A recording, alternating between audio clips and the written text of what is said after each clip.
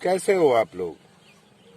आज की इस वीडियो में हम सभी लोग गोलीय दर्पण में अवतल दर्पण द्वारा प्रतिबिंब बनने की स्थितियां क्या हैं इसके बारे में जानेंगे। आइए जानते हैं। आइए पहली स्थिति क्या है उसके बारे में जानते हैं। जब वस्तु की स्थिति दर्पण से अनंत दूरी पर हो तो वस्तु का प्रतिबिंब वास्तविक उल्टा वस्तु से छोटा और दर्पण के फोकस तल पर प्राप्त होता है। आइए इसको देखते हैं। मान लीजिए ये आपका अवतल दर्पण है, इसमें उभरे हुए तल में पॉलिश की गई है। ये एम यानी इसका नाम ले लेते हैं। ये मुख्य अक्ष हो गया। दूर स्थित वस्तु मान लीजिए ये है, ये भी वस्तु रखी है। तो अब जो है इससे आने वाली किरणें मुख्य अक्ष के समांतर नहीं आएंगी बल्कि तिरछी पड़ेंगी। जो मुख्य अक्ष है उस पर तिरछी पड़ेंगी। तो मान लीजिए ये इसका फोकस है, ये वक्रता केंद्र है, ये एफ है, इसी। तो एक किरण जो है वस्तु से जाएगी और कहां से होती है, फोकस से होकर जाएगी और मुख्य अक्ष के समांतर हो जाएगी, ऐसे निकल जाएगी परावर्तित होकर। क्योंकि इसमें उभरे हुए तल में पॉलिश है तो इसलिए इस बिंदु से टकराएगी और परावर्तित हो जाएगी। और हम जानते हैं जो मुख्य अक्ष से जाती है वो जो फोकस से होकर जाती है, मुख्य फोकस से होकर जाती है, वो मुख्य अक्ष के समांतर हो जाती है। दूसरी किरण जो है वस्तु से ही वक्रता केंद्र से होकर जाएगी और जो वक्रता केंद्र से जाती है वो आपको मालूम है कि परावर्तन के पश्चात उसी मार्ग में वापस हो जाती है। ये किरणें जिस बिंदु पर काटती, मान लीजिए इस बिंदु पर एक दूसरे को काटती हैं, यहां से हम इस पर लंब डाल दें, ये आपका फोकस है। तो देखिए वस्तु जो है, वस्तु का जो प्रतिबिंब है वो फोकस पर ही प्राप्त हो रहा है। लेकिन कैसा प्राप्त हो रहा है, वस्तु ए बी वस्तु से छोटा है और उल्टा है, इसलिए वास्तविक है। A1 B1 करती है, B1 A1। तो ये स्थिति जो है जब वस्तु की स्थिति दर्पण से अनंत दूरी पर हो तब ऐसा प्रतिबिंब बनता है।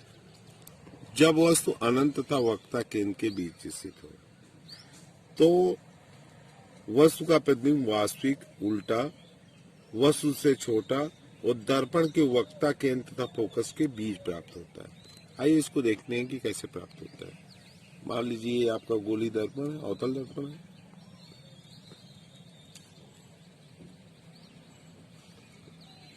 यम ये गोलीय दर्पण है। ये मुख्य अक्ष हो गया, ये ध्रुव हो गया।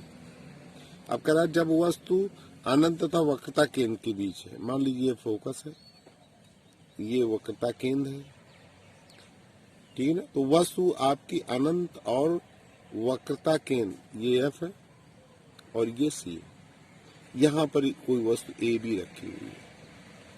तो आपको मालूम है, हमने आपको इससे पहले 3 नियम बताए थे प्रतिबिंब बनने का कि एक किरण ये मुख्य अक्ष के, अभी मुख्य अक्ष के समांतर जाएगी, मुख्य अक्ष के समांतर जाने के पश्चात फोकस से होकर परावर्तित होगी और फोकस से होकर निकल जाएगी। दूसरी किरण वक्रता केंद्र से होकर जाएगी, जो वक्रता केंद्र से जाएगी टकराने के पश्चात उसी मार्ग में वापस हो जाती है। परावर्तन के पश्चात इस बिंदु पर ये किरणें एक दूसरे को काट रही हैं, तो यहीं पर हमने मुख्य अक्ष पर लंब डाल दिया। तो अब ये हमारा उल्टा प्रतिबिंब बनेगा।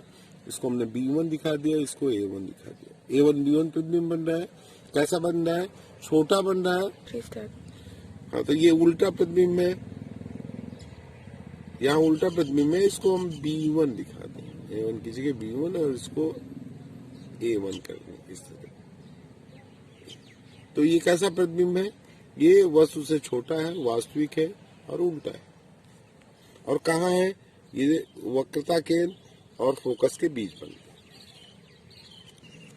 चलिए अब तीसरा जो इसका तीसरी स्थिति है कि जब वस्तु वक्ता केंद्र पर स्थित हो। तो मान लीजिए ये हमने गोली दर्पण MN दिखा दिया है, इसका ध्रुव ये है, ध्रुव इसका P है, ये मुख्य अक्ष हो गया, इस पर ध्रुव में एक बिंदु ले लीजिए, फोकस हो जाएगा, ये वक्रता केंद्र हो जाएगा। यदि वस्तु जो है, वस्तु को कहाँ दिखाना है हमें, वक्रता केंद्र पर। मान लीजिए वक्रता केंद्र पर AB वस्तु रखी है, तो एक किरण से ये मुख्य अक्ष के समांतर जाएगी,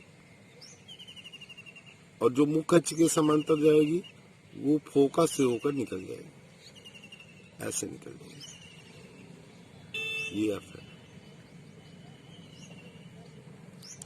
और दूसरी किरण जो है वो फोकस से होकर जाएगी, और फोकस से होकर जाने के पश्चात परावर्तित होकर दर्पण से ये मुख्य अक्ष के समांतर हो जाएगी, ऐसे निकल जाएगी। ये मान लीजिए, अब ये हमने मान लिया ये B1 पर मिलते हैं, यहां से हमने इस पर लंब डाल दिए, ऐसे इसका नाम दे दिया A1। तो A1 B1 जो है वो वस्तु AB का प्रतिबिंब है, और ये बिंदु C है, यानी कि वक्रता केंद्र पर ही बन रहा है। तो हम ये कह सकते हैं कि जब वस्तु वक्रता केंद्र पर स्थित है तो वस्तु का प्रतिबिंब वास्तविक उल्टा वस्तु के बराबर दर्पण के वक्रता केंद्र पर ही प्राप्त होता है। ये दोनों लंबाइयां समान, ये इसकी तीसरी स्थिति है। चलिए चौथी स्थिति देखते हैं, जब वस्तु वक्रता केंद्र तथा मुख्य फोकस के बीच स्थित हो। मान लीजिए ये आपका गोली दर्पण अवतल दर्पण है, ये फोकस है, ये वक्रता केंद्र है। तो कह रहा है जब वस्तु वक्रता केंद्र तथा मुख्य फोकस के बीच स्थित होता है वस्तु ये, इसकी स्थिति ये दिखा देते हैं। मान लीजिए ये स्थित है, AB एक वस्तु स्थित है वक्रता केंद्र और फोकस के बीच। तो एक किरण ये मुख्य अक्ष के समांतर जा रही है, जो मुख्य अक्ष के समांतर जाएगी वो टकराने के पश्चात ये फोकस से होकर निकल जाती है, ऐसे निकल जाएगी।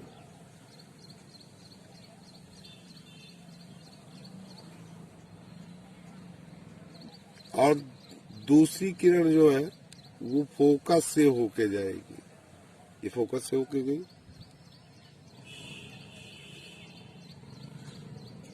और मुख्य अक्ष के समांतर निकल जाती है, ऐसे निकल जाती। तो ये मान लीजिए इस बिंदु पर काटती है, यहाँ पर हमने मुख्य अक्ष पर लंब डाल दिया, ये हमने लिख दिया A1 दिखा दिया, इसको B1 दिखा दिया, क्योंकि प्रतिबिंब वास्तविक बन रहा है, उल्टा बन रहा है, और वस्तु से बड़ा बन रहा है। तो इस प्रकार हम किस नतीजे में पहुंचते हैं, हम ये कह सकते हैं कि वक्रता केंद्र तथा मुख्य फोकस के बीच स्थित वस्तु का प्रतिबिंब वास्तविक उल्टा तथा वस्तु से बड़ा व दर्पण के वक्रता केंद्र तथा अनंत के बीच बनता है। वक्रता केंद्र और अनंत के बीच बन रहा है जब वस्तु मुख्य फोकस पर स्थित हो। तो मान लीजिए MN अवतल दर्पण है, इसका ध्रुव P फोकस है, वक्रता केंद्र C। अब वस्तु को मुख्य फोकस पर रख देते हैं, मान लीजिए यहाँ पर रख दिया, ये AB वस्तु। तो इसे एक किरण ये मुख्य अक्ष के समांतर जाएगी, और टकराने के पश्चात ये फोकस से होकर निकल जाएगी, ऐसे निकल जाएगी। और दूसरी किरण जो है बिंदु ऐसे ही मान लीजिए ऐसे जाती है, दर्पण से टकराने के पश्चात वक्रता केंद्र से होकर होती हुई सीधे निकल जाती है। अगर अब इन किरणों को हम आगे बढ़ाते हैं तो ये मिलेंगी, ऐसा नहीं कि नहीं मिलेंगी, मिलेंगी, लेकिन अनंत पर मिलेंगी। तो इसका मतलब है कि प्रतिबिंब इसका जो है, मतलब ये कहीं दूर जाके मिलेंगी। तो इसका मतलब है प्रतिबिंब की जो लंबाई है वो वस्तु की लंबाई से बड़ी होगी। तो हम कह सकते हैं कि मुख्य फोकस पर स्थित वस्तु का प्रतिबिंब वास्तविक उल्टा वस्तु से बहुत बड़ा व अनंत पर बनता है। भाई अनंत पर दिखा सकते हैं, अनंत पर बनता है। और क्योंकि जहां मिलेगी वहां हम मुखज पर लम्ब डालेंगे, तो वही जो है, जो लम्ब डालेंगे, जो लम्ब होगा वही प्रतिबिंब की लंबाई होगी। तो इसका मतलब प्रतिबिंब बहुत बड़ा बनेगा। चलिए अब बात करते हैं छठवीं स्थिति की। जब वस्तु मुख्य फोकस तथा ध्रुव के बीच स्थित हो। ये मुख्य फोकस है, ये ध्रुव है। यहाँ पर कोई वस्तु मान लीजिए, ये रख देते हैं ए बी। तो एक किरण ये मुख्य अक्ष के समांतर जाएगी और ये जो है फोकस से होकर निकल जाएगी ऐसे। अब दूसरी किरण जो है, अब ये मान लीजिए दूसरी किरण बिंदु ए से ही ऐसे जाएगी और टकराने के पश्चात ये वापस हो जाएगी और वापस होकर जो है कहाँ, वक्रता केंद्र से होकर ये ऐसे गुजर जाएगी, निकल जाएगी, आगे बढ़ जाएगी, वक्रता केंद्र से होकर जाएगी। अगर इनको हम पीछे बढ़ाते हैं तो इनके बीच की जो बीच की गैपिंग है वो बढ़ती जाएगी, अर्थात ये कभी नहीं मिलेंगी, अनंत तक नहीं मिलेंगी। तो क्या करते हैं, इसको हम पीछे की ओर, दर्पण के पीछे ऐसे बढ़ाएंगे और ये जिस बिंदु पर काटेंगे किरणें, वहां पर मुख्य अक्ष से हम लंब डाल देंगे। यही प्रतिबिंब की लंबाई होगी। तो इसमें देखिए प्रतिबिंब A1 B1 ये वस्तु से बड़ा बन रहा है, सीधा बन रहा है। केवल एक ही स्थित है अवतल दर्पण में जहां प्रतिबिंब आभासी, वास्तविक नहीं बनेगा, आभासी बनेगा, वस्तु से बड़ा बनता है और सीधा बनता है। ये जब ये कंडीशन कब आती है, जब वस्तु मुख्य फोकस और ध्रुव के बीच स्थित होता है।